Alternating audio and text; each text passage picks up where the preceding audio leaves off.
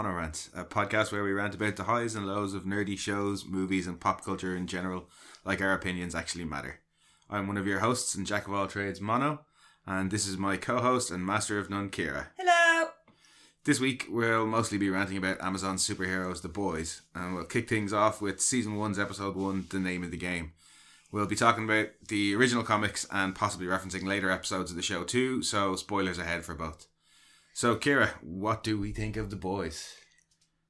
Episode 1 or the show in general so Just far? Just the show in general. As of time of recording, there's 2 full seasons out. I think we've watched both seasons about 8 billion times, because that happened. Loving it. Yeah. Big fan of the comics. We got the comic books originally when I think they were like 6 trades out. Yeah, there was a couple of trades out at that point, but it was still running. Yeah. So yeah, long-term fans of the comics were super excited when the show was announced. We 2016 or 17. Oh, we used to talk about we used to play dream castings. casting for that and Preacher, and to have both shows being made. Yeah, it's a dream come true. It is, and in particular having Eric Kripke at the helm, because we're both big Supernatural fans as well. Yeah, and having Eric Kripke in there and Seth Rogen and Evan Goldberg, who already did really good work on Preacher, it was a recipe for just. I am quite happy that they did Preacher first. As much as I adore the comic books, I don't think it translated as well. And I think they learned a lot from that to take into The Boys. Yeah, I certainly think The Boys is the better show. It is, yeah. Of the two. Don't get me wrong, the first season of Preacher is amazing. I adore it. Yeah, Cassidy's introduction. Yeah. And in particular, the introduction. But I think it was a nice stepping stone into The Boys, and... Yeah, and as out there as The Boys is, it's still more realistic than Preacher. Well, more grounded.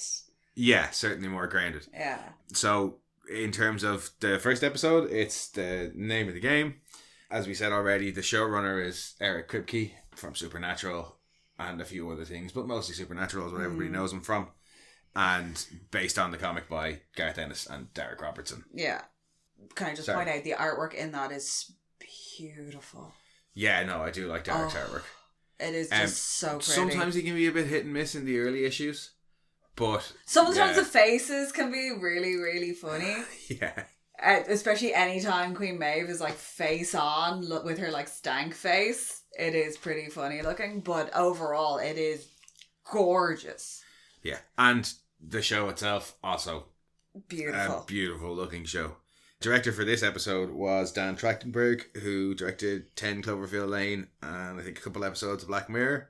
This episode written by Kripke, and the suits, I think we have to put in a special mention. The super suits designed by Laura Jean Shannon.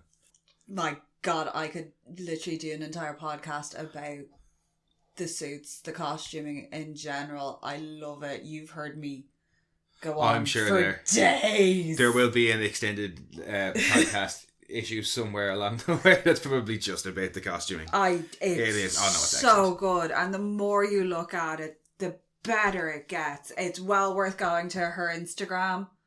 I think it's LJ Supersuits. Because she has a lot of the concept art up there, and just, they're stunning. They are excellent. So as I said, first episode is The Name of the Game, which is also the first trade of the comics and covers a lot of the same ground. I suppose a quick synopsis of the episode is in order. Yeah. So we are introduced to the Vought world and its superheroes. Well, the Vought Corporation and its superheroes in the first episode, and we're also introduced to Huey, whose girlfriend gets how would you describe it? A tragic end. Yeah. Let's just say his girlfriend gets killed for the minute by a superhero, and he gets approached by Billy Butcher, who says he's a fed that keeps the superheroes in line when they get a bit too big for their britches. They open it out as kind of your classic vengeance, revenge kind of story. He's been wronged by the Supes. Yeah, and Billy shows up as a means for him to get his revenge. That was a rambling. Just a little bit.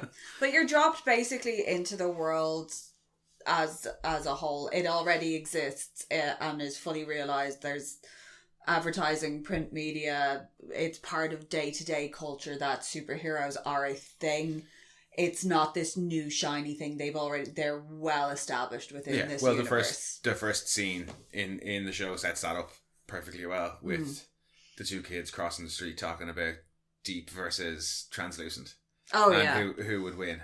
Oh, yeah. Getting a shark to bite translucent's dick off. Yeah, and as they're having this conversation, armored. An armored it's car, like a Brinks armored like money transport van thing. Yeah, is barreling down the street getting chased by Queen Maeve and, as we find out, then Homelander.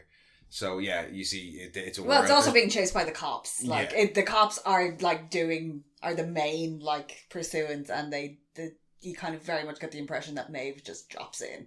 Yeah. After some extensive property damage. Yeah, the little wall run where you see her running across the windows. Your one's windows. Well, look, property damage and superheroes go hand in hand. I know, but it does. It really bothers me.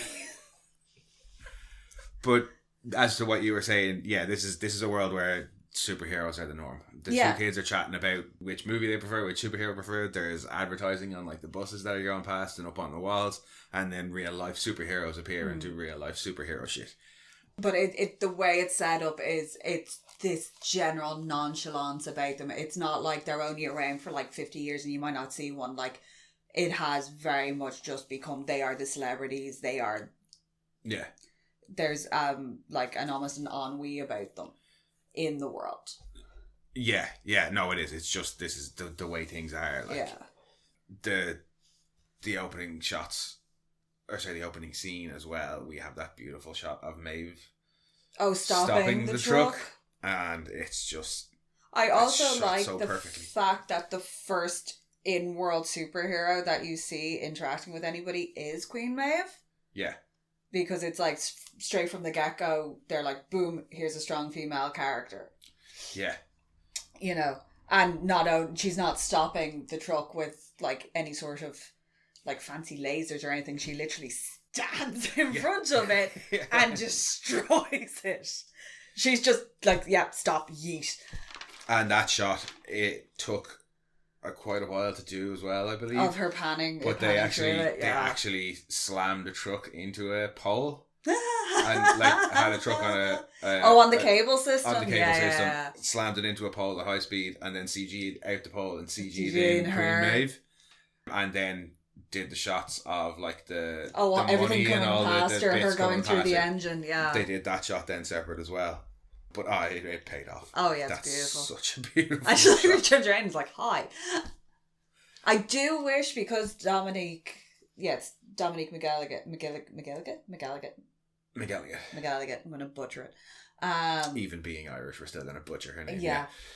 She's from Cork. Yeah. I kind of wish they'd let her use like a slightly thicker Cork accent, because I think that would have been really funny. As fun as that would have been, it probably would have detracted a little bit, because she's supposed to be like this big Celtic queen. Yeah. But she's from like the Rust Belt in America. Oh, she is. The character, like, so to have her being actually that's Irish my own fault, because in the comic book she is Irish.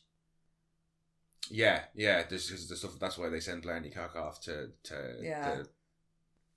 But I forgot that they've actually changed it in The Boys, that she is from the Rust Belt. She's like Midwest. But you don't find that out till like season 2, so.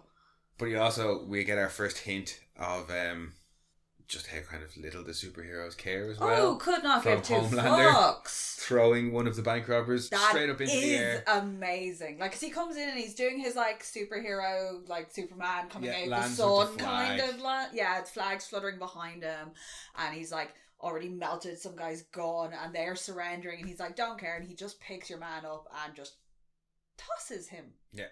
Absolutely no care to where he might land or whatever happens. That he lands on the car. Like, fuck all the pedestrians. We don't even know. There might have been somebody in that car.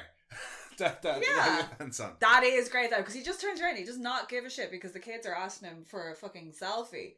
Yeah. And as he's chatting with his kids, this guy just lands in a car like fucking 50 feet away. Yeah, It's a very satisfying squelch, by the way. It seems like nobody's particularly concerned. No, they're just like, oh yeah, that happens here. Photos, yay! Like it is a really fucked up commentary on our society as a whole. Like that, we could not give two shits about what happened to these people. No, and it's a great opening scene for setting. Right, this is the world we're in. Yeah. It's similar to our own, but superheroes actually exist, and they're the biggest celebrities treat them out there. The way, and like could not care that they are committing these like really, really heinous acts. Like he could have like easily arrested him. No, he decided to turn him into a human pancake. Yeah. And ruin some guy's day by coming out and finding a body on his car. As I said, if he was lucky enough to not be in the car when it happened. Remember I was talking about this during the when we were actually watching the episode, and I was giving out about the having to actually functionally live in this world. Your insurance premiums must be insane. Do you have superhero insurance? Is this a thing, or are they technically classed as acts of God? I reckon they'd be classed as acts of God. Just because insurance companies... Yeah. Well, no, just insurance companies will use any excuse to not pay it. Yeah, true. You know? So, and Vought take the line that these are, God-given powers. Yeah. So, yeah, insurance companies would be like, no, act of God. Sorry. Not paying out for that. So I suppose we should probably talk about the bit that everybody talks about in the first episode. Yeah. Our introduction to Huey and then Robin. Yeah. Poor Robin. Poor Robin. In the comic books originally, Huey is Scottish. He's modelled on Simon Pegg, who plays Huey's father in the show. Yeah, that was always whenever we used to play Dreamcast in college. Yeah, Simon Pegg was obviously Huey. Yeah. But he's too old to be wee Huey now. Not he's old, but... They've also transplanted it from Scotland to New York. Yeah. And based it in Brooklyn. But it is, you get your introduction to Huey, early 20s, tall, average, a little bit nerdy, shy, skinny. Shy, meek, afraid to ask his manager for a raise. Played magnificently. Yeah, by Jack Quaid. Oh, fabulous. He is, he's excellent. Not somebody I would have ever picked for Huey. No. Well, my just only perfect for the role. Kind of knowledge of him was The Hunger Games, and he plays an absolute dickhead in that. So, well, I'd not even seen that. Never, I'd never actually seen him in anything. I was aware he was in The Hunger Games, and like when the castings were being announced for the show, I was going, ooh, who's that? Looking them up. Ooh, who's that? If I didn't know them. Because basically the only person I knew from the casting was Karl Urban. And I adore him. Seriously. Like from Pitch Black. No, he's not in Pitch Black. He's in Riddick. Yeah, Riddick. Chronicles of Riddick. Doom. Oh. Yeah. Doom is definitely a guilty pleasure of ours. To him being Dread in Dread, yeah. He magnificent was in that. Very, very, very, very excited about him being Butcher. Yeah, and especially everybody in the show plays the roles so Thor well. Ragnarok as well. Scourge. Yeah. With the shake weight. Yeah. Got it in a little place called Texas. Yes. So we're introduced to Huey, and his girlfriend Robin comes to meet him in the store, and they go off for lunch after discussing euphemisms for sex versus taking a shit. And they're discussing moving in together and continuing their relationship, sweet. And it is adorable. I also want her dungarees quite badly. After what happens to them. No. I need some of that metallo fabric. Yeah, he never loses his pants. So as they're discussing moving in together, and Robin says she doesn't want to, quietly have sex in his dad's place. Staring up at that Joel poster. And we've all done that. We've all had to do that at some point, and if you haven't, there's something wrong with you. But yeah, as we said, we watched the show a couple of times, and it's gotten to the stage now where every time the words Billy Joel come out of Robin's mouth, I'm like, oh yeah, here it comes. And moments later, there's a very small, it's actually a sped up train noise. Train going past. Which I had never noticed until you pointed out. Yeah, it's just a little whoop. Yeah. And then Robin isn't there anymore. Yeah, and we see a beautiful shot that took 8 months to make. It is gorgeous, though. Robin all over the place. Yeah, she was everywhere. Suspended in the air, and then when it returns to normal speed, she just drops to the ground in slop, and we see A-Train standing there covered in blood. Gone. He runs straight through her. He literally runs completely through her, and she turns into a human water balloon. Yeah. It's the only way to describe it. Yeah. I have to say that shot is magnificent. If you've not read the comic books, in the comic books he actually runs her into a brick wall. Well, he throws a supervillain at her. Yeah, and it's the supervillain. Same thing. He's left standing there with the arms, but she's splattered all over the wall, and it is actually far more graphic and upsetting because you can still like make out her face and everything. Whereas in this, she is gone entirely, except for maybe like a hand. Oh no, well, her hands and then like a couple of identifiable pieces of bone, if you know your anatomy. And both are played for shock value. Yes. And both are very shocking, but yeah, I think I do. I prefer how it's done in the show. Yeah. So A-Train's just like, I cannot stop. He's got a duffel bag, and he's obviously he's covered in gore, and then he just takes off and he leaves Hughie just stood in the street holding Robin's hands, covered in blood, just screaming, losing his shit. So that's within like the first 10 minutes of the show, like, and then we get a little bit of a break, and we're introduced to a third character, well, fourth I suppose, Maeve, Homelander, Hughie, and then Annie, who is Des Moines kind of low tier superhero. Yeah, who she's we find like out trying out for the 7. Yeah, she's a very much kind of girl next door. She's tiny, she's blonde, she's got super strength, which is awesome because she's like bench pressing a car. Yeah, and this is one of those things where having the foreknowledge of the comics allowed us to really appreciate a small detail in the show, which was the choice of Barracuda. Oh, you also have to know the history of Barracuda. But yeah, if you know what the song is about as well, even the lyrics they choose are the "You've got me down, down, down on my knees, don't you, Barracuda." And if you know what's going to come with Annie, it's a very literal foreshadowing of the fact that she's going to get... Do you not remember watching this? For a little bit of context, we actually have a projector in our house, so we essentially get to watch everything on a fairly large screen. So it very much gives us a cinema feeling. But when we were watching this, I think we were sat down and we had like crisps and soda, and we were prepared. This was an event. Oh yeah. The first time watching the very first episode of this, and a second that song starts and we realized who it was, I think you like lost it, and there was like popcorn everywhere and like cats were running out of the room terrified because it was so perfect. It was the perfect choice of music to go with that scene. Yeah, and it just tells you everything you need to know for a number of reasons as well, because as I said, obviously the choice of lyrics foreshadows what's going to happen to Annie with the Deep, but also the larger song is about it shadows her whole arc. Yeah, the larger song is about a record producer asking the lead singer and songwriter of Heart, I can't remember her name, to kind of les it up on stage a little bit with her sister. Yeah, with the other guitarist who happens to be her sister. Yeah. So it's the song is all about like, you know, putting a fake image out there basically to sell more, and that's obviously something that's really important in the show at large. Like, so yeah, that was just a chef's kiss choice of song to introduce us to Annie.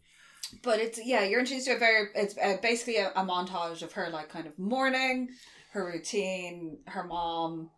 Yeah, we get introduced to her mom. We see her tryout tape for the 7. Yeah, which is very sweet. Like, she's being interviewed. It's very much a Miss America pageant, and she comes across as being extremely naive. She's very, very religious. She's like, you know, good Christian moral values.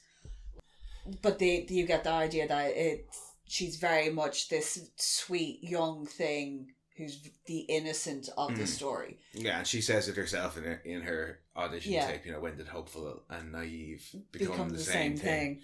But yeah, they do. She just wants to save the world. She wants to do good. That is the very essence of who she is as a person. Yeah, she's kind of both of those things. Yeah. She's both hopeful and naive. Well, she's extremely sheltered as well. You get in just that like 2 or 3 minute scene, not even, you get such a good idea of who this character is. It's so well put across in such a short time. Oh, all of them. All of the introductory sequences, I think, really...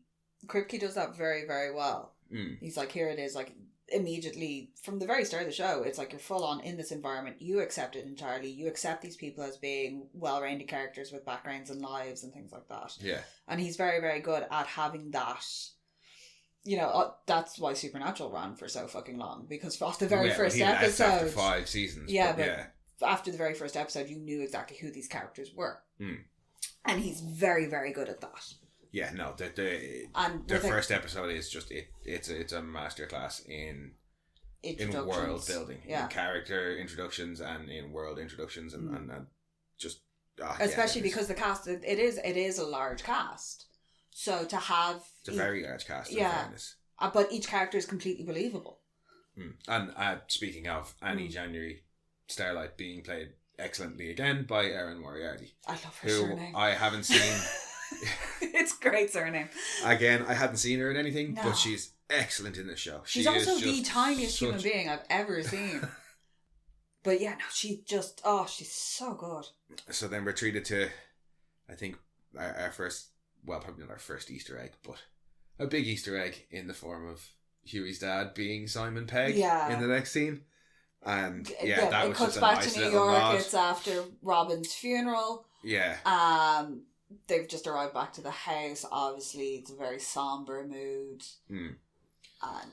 And again, a scene just kind of placed in there to show us a little bit more about Huey, but also we get to see just the sleaziness of Vought. Yeah. When their lawyer shows up offering Huey hush money. And basically. The best bit about that entire scene is, now we know you weren't married. So this is so we don't have to do this. This is very much a cursory, but if you sign this NDA, we'll give you $45,000. And just, it's so matter of fact that you know that this is all this guy spends his day doing, is he goes around and he pays people not to talk about their loved ones or like people who are crippled by superheroes. Yeah. They are just covering up all of this shit, and they're just paying out hundreds of millions of dollars annually to shut people and up. We've already seen a bit of the spin, because before the Vought lawyer comes in, there's the news report where A-Train is saying how sorry he is. I was chasing bank robbers and she stepped off the street and I didn't have time to stop. And I think my favourite thing about that whole thing is Ashley. She's director of superhero relations. She did actually get introduced to her later on in the episode. But she is in the background of that shot, and she is just giving him like mom at an event staring at her children. You know that evil death glare? It's like Irish mammies. Stay on script glare, basically. It's the one where she's smiling but she's actually threatening you with her teeth clenched. It's that. Look, it's amazing. But the little things like that as well, they're just, But they slowly start to build a picture for you of between Homelander firing the guy off to the side and not caring, and then very quickly being happy to take it. And doing it on camera. It's not even like he tried to hide it. Like he knew people were filming. Because that's how it transitions to the next scene with Huey, is the news report of Homelander and Maeve having just stopped this guy. So we're starting to get this picture built up around of how Vought are just actually the transitional everywhere. Just when you were saying that, I was like, the transitional shots they use in this are amazing. Yeah, no, they're very well done. Yeah, it's just every aspect of the show. I mean, like, I know we're brown nosing, but every aspect of the show is just so good. I'll try and find things to bitch about, like, but I didn't decide to make a boys podcast because I hate the show. So I love the show. There's going to be a lot of brown nosing. Just deal with it.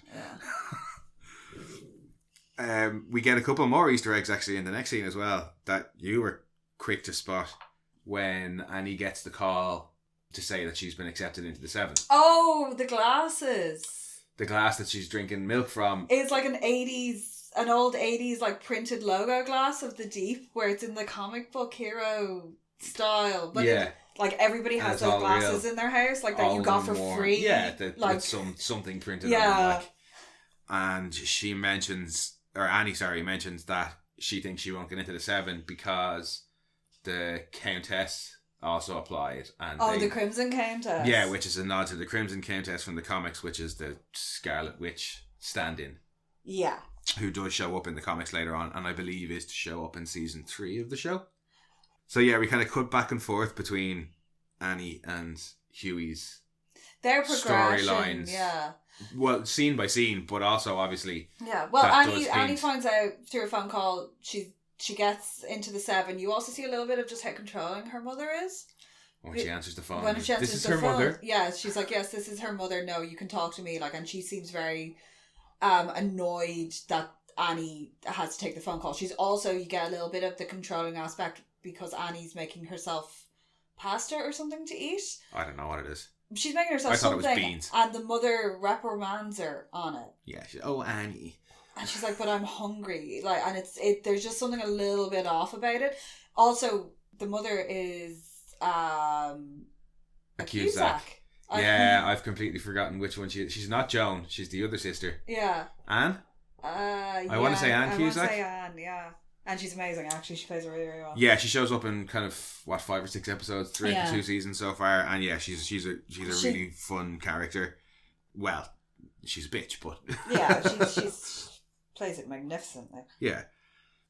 But yeah, there's a nice kind of those couple of scenes there where they're cutting back and forth between Annie and parallels. Huey. His life is taking a descent, whereas hers is on the uptick. Like, he's just lost his girlfriend and his whole future. She's made it into the 7 and is living her dream and is going to New York to be introduced. And, this is like everything she's ever wanted in her life. Yeah. Like, all of her dreams are coming true. Whereas for Huey, he's just lost the love of his life and his entire future. And it's the dichotomy works really, really well. Yeah. And we cut back then we see Huey kind of on a mission to sue A-Train or hold him accountable in some way. Some form of civil suit. And Dad decides to really just let him have harsh. It's really harsh. It is done with love, but right in the feels. But yeah, tries to convince him to take the money because he doesn't have the fight to take on a large corporation. Like, they'll just bury him. Huey doesn't want to hear it, and that's the end of that scene. We go back to Starlight then in New York. Oh, in the limo. About to be introduced to the Void shareholders meeting. And that shareholder meeting, it's just excellent. It's your introduction to Madeline Stillwell, who is a phenomenal character in this. Yeah, she's like a really important character throughout. Very all nice of that they've gender flipped her as well. Yeah, in the comics, that's because that added a whole Stillwell. Yeah, because also doing that has added a whole new layer of. Jane in the comics, he's just a kind of like stoic corporate, company first guy, very much like what Edgar ends up being in season 2 of the show. Stillwell gives it this extra sensual, like wink wink, nudge nudge, Oedipal. Oh yeah, yeah. But we'll get onto that in an episode or 2. Just. But the shareholder meeting itself, it's just so. It's full of just such corporate buzzwords, and you know what I mean. It's ripped straight out of the modern corporate world. Yeah, it really is. And as much as this show is a send up of superhero films and superhero shows, it's as much a satire and a parody of celebrity worship and corporate, these giant the corporate corporations, world. That control everything. The show being produced by one, which is giving me like weird conflict issues. Hey, look, at least we got the boys. Yeah, that's why I have weird conflict issues. And I love Ashley's little bit of not two-facedness, but again, you see the veneer dropping when she's talking to Starlight before she sends her on stage, and she's talking to Starlight about her introduction video. Yeah. Her audition video. Yeah. And she's like, oh, the way you played that, really, really humble, really fucking smart choice. And she's like, well, I meant it. And Ashley's like, oh, and that's why we love you. No, she goes, yeah, we know, and that's why we love you. But you just see the cynicism from Ashley immediately. It's just like, what was it, Bill Hicks? If you're in marketing, kill yourself. Like, that's marketing or advertising. Yeah, that's exactly who he was talking about in that, because that's all she cares about is your points, and you're up this or you're down that. Yeah. So we were also very briefly introduced to the Deep, who's brought on stage at the end of the shareholder meeting to introduce Starlight with his saggy crotch wetsuit. Yeah, his saggy crotch wetsuit. The Deep, again, played just so well by Chase Crawford. Yeah, he's brought on. It's like, oh, it's the corporate shareholder meeting. So they are like, here's one of the things that obviously you're making profit off of. Yeah. Because they are talking about their film revenue. It goes through. Oh, we get a G-Men mention because Yeah. it's G-Men World War or something like that, or G-Men Civil War grows to 1.7 billion. Yeah, they're going through all their revenue, and so it's like, here's one of, you know, your cash cows. Here's your new cash cow, who looks terrified, and she's there in like her homemade costume that's like cheap fabric. Yeah. Like next to the Deep in his like custom getup. And she's like very much deer in the headlights, like she's smiling, but at the same time behind the eyes you can see her going, oh my fucking god. Like, but even still, as her and world, that's her whole introduction. Then she's like whipped off. Yeah, as her world is getting better and better, we see Hughie's get worse and worse when he freaks out in the store, surrounded by all the A-Train. Oh yeah, he starts to have a panic attack. All the A-Train merchandise. There's like A-Train speeding bullet ale and frosted A-Trains. Well, it's all his sponsorship shit, and like he's on the covers of all the magazines, and we actually went back through that scene, and there is not any other superhero reference all in that. A-Train. It's all A-Train, which is a very nice touch. That's all he can focus on. Yeah, you know, he can't see anything. But the only thing is that that bodega should have had a cat. It did. It's supposed to be in New York. Bodegas have cats. I'd have appreciated a kitty in that bodega. Yeah. And then, of course, I suppose the other big scene, or big shock moment of the show, where things start to turn for Annie, and the Deep more or less forces himself on her. Well, he takes her up. They brought into, like, she's introduced into, like, the main... the Terra, Devos HQ. Yeah, they live there, they work there. It's basically a giant frat house and a corporation in one. Like, their assets are not allowed to live off-site. Well, not the Seven anyway. Yeah. That's the thing, the Seven live up in the tower. Like, bring us her into the main room where they have, like, their big impressive table with their big impressive chairs. And shows her all, like, the mad crap that they have. And he's like, oh yeah, we have 4 satellites. And she's like, wow, I was working with a police scanner I got off eBay. Yeah. You know, and like she's completely overawed, and he's very, very aware of this and decides to not force himself on her, but just basically manipulate her. Oh, he totally manipulates the Yeah. situation. But it's like the second he hears that she had a crush on him, it's like, right, pants down, lad out. Oh yeah, like she literally says away. The way the camera pans round is like it's on her face when she's talking about it, and you can't see him in shot at all. And when it cuts back to him, it's a view from behind, and he's just got his pants like half. He hasn't even taken them off the whole way. They're like just halfway down his like thighs, and he has a weird tan line, which I don't understand. That's another Easter egg. That's basically straight out of the panel from the comics where Homelander does that. Yeah, and he's got the little like tidy whitey tan line. It is probably, it's definitely worth mentioning. It's the 3 of them in the comic book. It's him, the Deep, and Jack from Jupiter. No, it's Deep. Sorry, it's Homelander, A-Train, and Black Noir. In the comics, force themselves on Annie. Oh, I thought it was Jack from Jupiter. No, and it's played more or less for laughs in the comics. Yeah, it's Homelander who does it as well. Yeah, and nearly every change they made was for the better. Yeah, keeping Homelander out of the situation was good. Keeping A-Train out of the situation was good because we've already got enough reason to dislike A-Train. Yeah, and as I said, in the comics, it is kind of played for laughs. Like, as much as I love Garth Ennis, he is kind of king of the edgelords when it comes to the comics. And yeah, it's like reading back over it now, it is a bit like, ooh. Yeah. Whereas in the show, it is totally done as this. The Deep is just completely manipulating the situation. Yeah. He's not.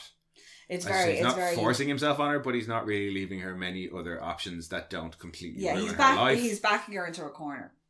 And he is so incredibly manipulative about it. Like, oh, he's such a dick. And he is such an incredible, just opportunistic dick as well. Yeah. And he's got big, like, that fucking frat bro, Brock, what's like, his I'm name? number 2. Yeah. He's like, my dad owns a dealership. He's got that energy. Yeah. He's literally just like, you kind of get the impression that this is his whole life and this is what he does, and just by being who he is, he can get anything, like all the girls. So yeah, he sees nothing wrong with what he's doing. Fight, you know? Yeah, as he says, like, it's only a few minutes. What's the big deal? It's only 2 or 3 minutes of pole roll with the smoking. punches. Yeah, it's not... Okay, yeah, there is one or two little light gags in it, but the scene is not played for laughs at all. No, it's not. It's handled... I mean, I feel like a bit of an ass. I'm a guy talking about this. You know what I mean? No, they do deal with it quite well. Like, they obviously, it is uncomfortable to watch, but it is supposed to be uncomfortable. But it makes what happens later in the season that there is a lot of follow on. Oh yeah, from this it leads on to a sequence. couple of things for both Annie and the Deep. But given current real world events and the Me Too movement, it is done in a very, very sympathetic and effective manner. So then we get our third TV spot, which is Jimmy Fallon interviewing Translucent, who's a new superhero made for the show. He replaced Jack from Jupiter from the comics, and I understand why, if for no other reason than they didn't want to have a fully CG character. Yeah, Jack from Jupiter is small and orange. Yeah. Translucent is able to turn himself invisible and he's bulletproof. And Jimmy Fallon introduces him by saying that he stopped a home invasion in Yonkers. Of a single mother? Yeah, so we reckon it's like, how would he stop a home invasion unless he was already there? Oh, and to be invisible, he has to be completely naked because it's only his skin that's affected. He makes a point of saying that his skin is some sort of like carbon style material that bends the light around it. So he essentially is like stealth technology. Yeah. But the point is made that in order to be completely invisible, he has to be buck-ass naked. Yeah. So we reckon he was like up in a tree perving on this single mom in Yonkers. Given the way the rest of the superheroes seem to act, it doesn't seem like it's too far from the truth. And given what we see him doing later on. Yeah. But he was just naked in Yonkers perving on the lady and happened to stop a home invasion. That's what we reckon anyway. But that's one of our, it's just a transition really into the next scene, which is Huey back in work, and we get our introduction to Billy Butcher, and what a fun with the nanny cram. Yeah, shaking. How many nannies shake their babies? Yeah, and what I like about his little speech about using fear to sell loads of stuff, and obviously he's linking it then to superheroes. You know what I mean? People are afraid of all the things that are around them, and superheroes give them a sense of security. But he's totally using that fear of superheroes against Huey as well to get him on board. Well, at least that's kind of what I read from it. But yeah, the baby shaking speech is fun. And we get the classic. And Huey's just like, what? Yeah, Who are you? I know this is Brooklyn. Please leave. Yeah, Huey kind of reluctantly follows him along when Butcher tells him what he's actually there for. Says he's a fed, that he keeps an eye on the soups. He knows what happened to Robin. He knows the story about, that he knows the deal. Yeah, so he's pretty upfront with him and says, I want to show you something. So they go off. We get a couple of choice lines like, I don't want to go to a secondary location with you. Yeah, or Huey telling Butcher that he looks like a porn version of the Matrix. Hey, George. It's a brilliant line. But he explains to Huey that there's a shitload of collateral damage like Robin that happens that nobody hears about. Because they cover it up. They cover it up because it's not good for the bottom line. And we get that lovely little Times Square scene where you see all the various members of the Seven and the various sponsorship deals and movies and stuff. Yeah. No, it is. It's a brilliant visual representation of corporate American greed. Yeah. Followed up by a lovely little scene of superhero excesses when they go into the nightclub. Oh my god, can I just point out that there's a beautiful little moment in that nightclub sequence which is black noir. Just like there's all this like mad debauchery, and if you've read the comic books, it's very much a reference to Herogasm. And like it's debauchery, and there's like flying sex and tiny guys jumping into things and like stretchy people using their weird bodies in stretchy ways. And then in the midst of all this is black noir body popping, just dancing away. It's fucking brilliant. I really enjoy Black Noir as a character. He's amazing. And that's our first, like, on-screen shot of him, I Yeah, think. so if you don't know who it is, it's just this guy who looks like a fucking Ninja Turtle. And it's a split-second shot, really. Yeah, and he's just, like, in the corner, just boogieing away, just minding his own business. And there's, like, all this other mad shit going on around him. There's the Ant-Man guy jumping into a lady's vagina. There's people having sex in the air. Yeah. We see Ezekiel doing his stretchy man-witch thing. It's really funny because you have to step over him because he's taking up the aisle, which is just bad etiquette. Yeah, so we're starting to properly see that the depths of depravity that the superheroes are happy to go to and they keep can out get of the away public with eye. it. Yeah. But yeah, it is the kind of like, this is the seeded, sordid underbelly of what's going on, and Soups know about this, and there's like, obviously the people and the prostitutes and everything that work there, I assume they're prostitutes, I really hope they were getting paid for that. You know, there's this whole seedy underbelly to what's going on that seems to be kind of fairly, not broad knowledge, but it's there. They're not actively hiding it. But yeah, we see the club, and then we see the aftermath of what's happened to Starlight. And she's they're like in up. the club, they're there like to get their surveillance footage of, because A-Train's there.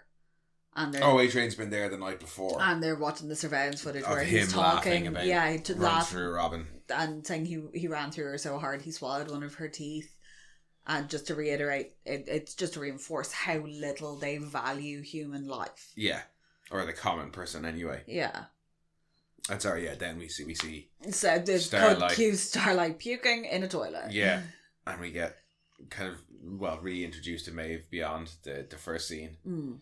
Where she's not particularly nice to Starlight, but she's certainly nicer than she is in the first oh god, yeah, introduction in the comics, when she basically just throws some tissue at her, tells her to clean herself up and not to never let them see you like this. So yeah, advice, but not really. Nice. Yeah, it's very backhanded. You can kind of see that she does care about it. She's like, she doesn't want it to happen to her, but at the same time, she's not going to go out of her way and befriend her because. Yeah, it's kind of it. For God's sake, clean yourself up. She's kind of very thing. jaded as a character. She is just like, ugh, for fuck's sake. And she, before she leaves, she calls throws, Translucent a pervert and throws a towel that just hangs on nothing for a second. It's a tissue. The tissue, sorry. Yeah. And Translucent then materializes and kind of goes, and shuffles out of the bathroom. But naked. Yeah. For the sheer amount of nudity that is in the show, it is almost exclusively all male full frontal nudity. Oh yeah, there's loads of man butt and there's a lot of dick. There's a lot of dick and, as you said, full frontal, and no female nudity. No, which is and nice. It's just hilarious. It's very, very refreshing. Especially when you consider your Game of Thrones and that sort of show that was like tits and violence. Yeah, Game of Thrones especially was all like boobs. Yeah. Boobs and blood and gore. Yeah, that's the kind of, I think, your first like full frontal shot of the show is Translucent. Just being like, sorry, I'm in the ladies' room again. Yeah. Like, that's where the whole he was perving on the mother in Yonkers theory came from. Pretty much, yeah. Because he just seems to hang out naked in bathrooms. He's basically every teenage boy's dream come true. Like, you'd say, ask any teenage boy, what would they do if they could be invisible? They would hang out in the girls' bathroom. And that's what he does. And the next bathroom scene that we see is following on from that is when Huey is... Oh, no, sorry. It's not... That's not... It's then. No, that's the after next scene, it. Yeah, sorry. It's Huey and Butcher sitting in the bar where he's trying to convince him to go into Vought and, take the money from Vought, go in and plant a bug for him. Yeah. So Huey freaks out a little bit, says that he can't do it, and... Huey freaks out well, and often. He does. But he does play like a good freak out. He's like almost up at like Gene Wilder like freak out ability. Fantastic bit at the end of the episode. We'll get there. Eventually. Where were we? Bar freak out. Oh yeah, so he freaks out and kind of runs away saying, no, I don't think I can do this. And we're then reintroduced to Madeline Stillwell, having the scene with the mayor. Oh yes, the mayor of Baltimore. Or proposing to sell him the superhero. Well, you rent them, essentially. Yeah. And that's another just kind of brilliant bit of like corporate takedown. Yeah. And we get the first hint of V being mentioned as well. Yeah. When the mayor says, I've heard the rumours about V, and tries to basically blackmail his way into a cheaper price for the superhero. Doesn't go anywhere. Madeline denies all knowledge and says, nope, the price is what it is. And it's a short little scene, but we get, as the mayor drops the line about V, we hear a little whoosh in the background, and if you're quick, you'll see Homelander floating outside the window behind. Oh no, he just goes past. That's what the little whoosh noise is. It's him flying past. And that little whoosh noise, that was me turning a page on my notes. And then we get the scene that's almost directly out of the comics, the park bench scene. Oh yeah, where Annie's talking to her mom and she's trying to explain what happened to her, but her mom's so excited. Oh, she's so excited about the fact that her daughter's in the 7, but she can't tell anybody. Yeah. So yeah, Annie wants to unload and kind of tell her mom what's happened, but realizes her mom either doesn't care or is too wrapped up in her own excitement. Decides not to, ends the phone call and kind of breaks down, and we realise that Huey's sitting beside her. Yeah, it pans out and he's sitting there like looking a little bit concerned. It's a nice scene, and I have to say it's nice, or it's much sweeter than in the comics. In the comics, it's really just they sit down and they just chat as two random people on the park bench. They don't kind of have this strangers heart to heart. Yeah, that they have in the show, and it's really nice. There's a couple of sweet bits about Huey where he's reminiscing about, he doesn't say, but it's obviously about Robin. Yeah, and that he kind of gives Starlight a moral boost through his story about Robin. And it is much sweeter. And you have the great line about kids selling smack. Listen, do you like your job? It's the only thing I've ever wanted. It's a good job. Like, you're not selling kids smack. You could just see in his face halfway through, he's like, why am I saying this? Please make me stop saying this. Just perfect delivery on that one. It really is. So Huey decides he feels a little bit empowered or whatever by that meeting, decides he's going to help Billy plant the bug.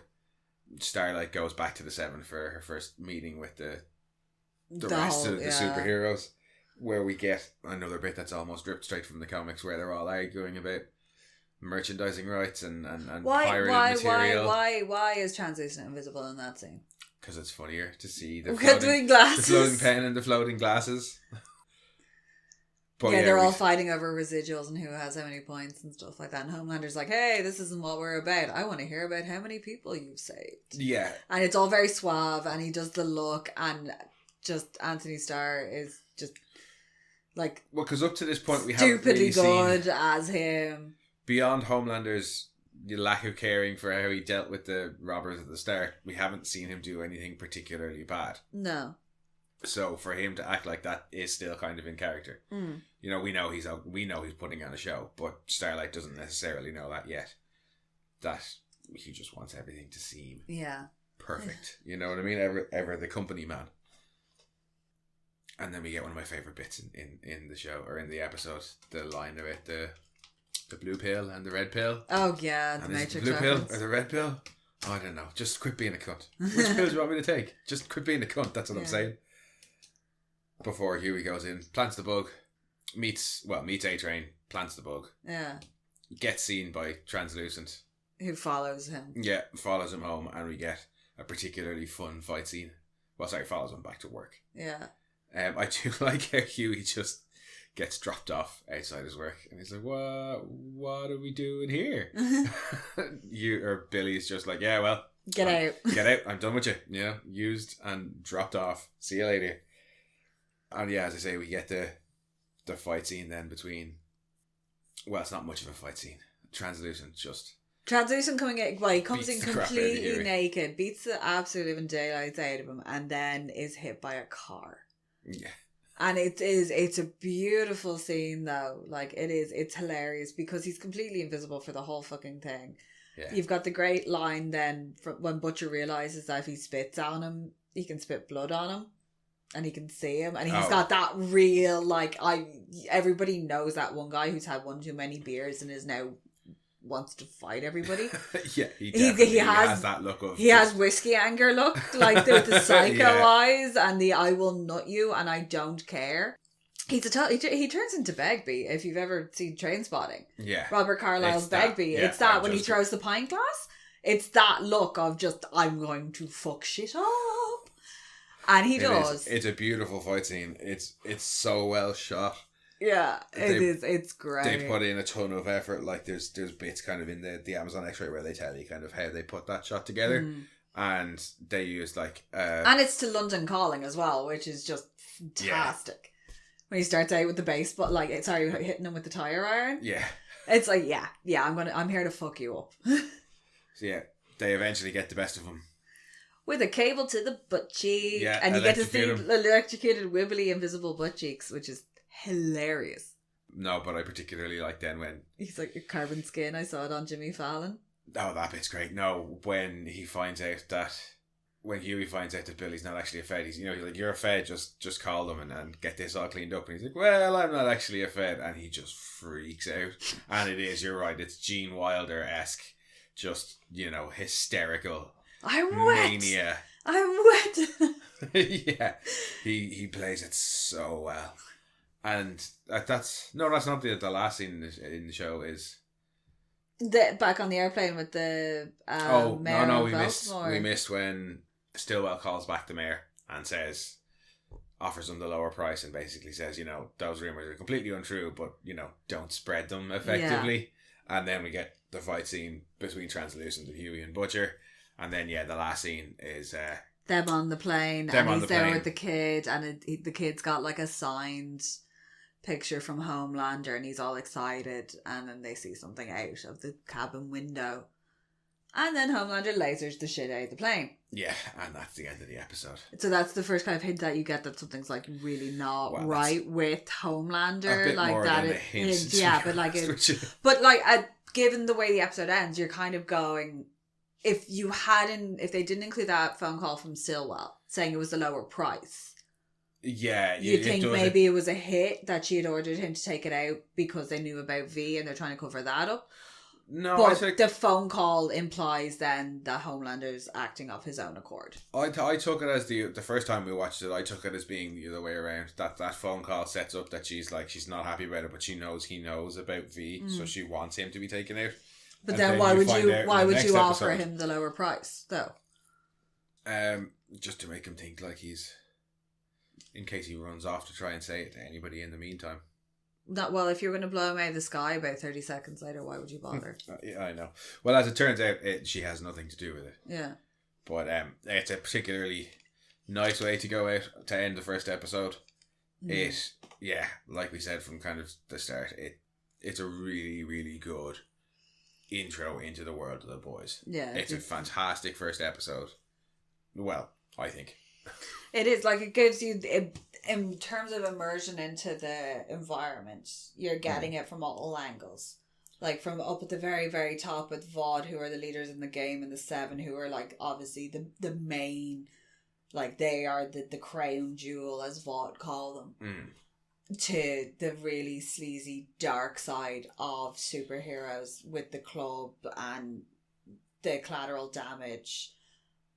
And they do look at everything they give you everything in that first episode to go, this is the universe that we're playing in. Yeah. Do you want to join us? Yeah, I like how they don't overload you either with characters in the first episode. Because there is a lot of characters in the show, but we're just basically introduced to the Seven. Yeah. Some in more detail than others, but you get to see pretty much all the Seven. Madeline Stillwell, and then basically just Huey and Butcher. Yeah. We don't worry about any of the rest of the boys. And I like how they set it up then going forward, that it's kind of one episode per member of the boys as they go around and recruit them.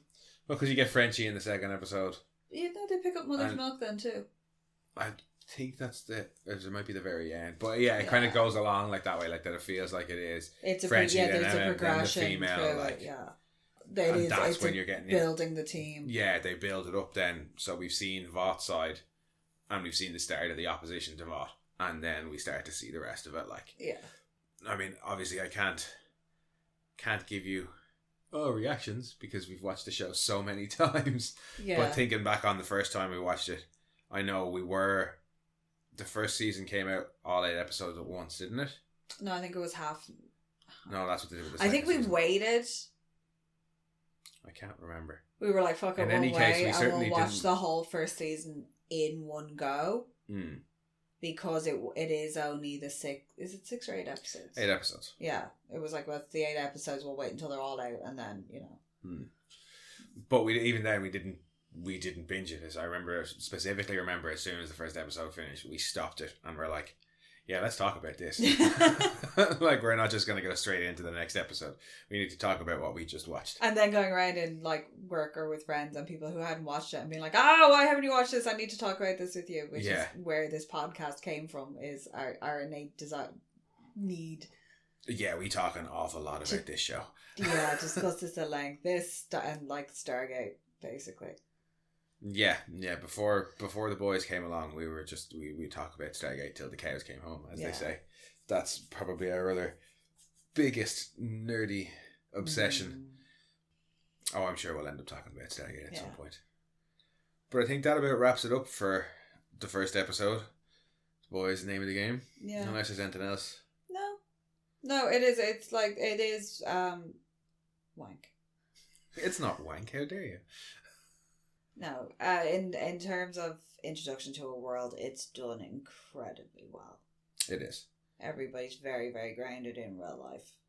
Yeah. Even the like insane characters are still grounded. Yeah, we see it more as the show goes on that they do. They try to, ground them is the exact right word, and they do a really, really good job of it. And I can't praise this opener highly enough. But we will talk a little bit more about openers in our little side chat. So tune back in for that. Until then, we'll see you guys next week. Bye.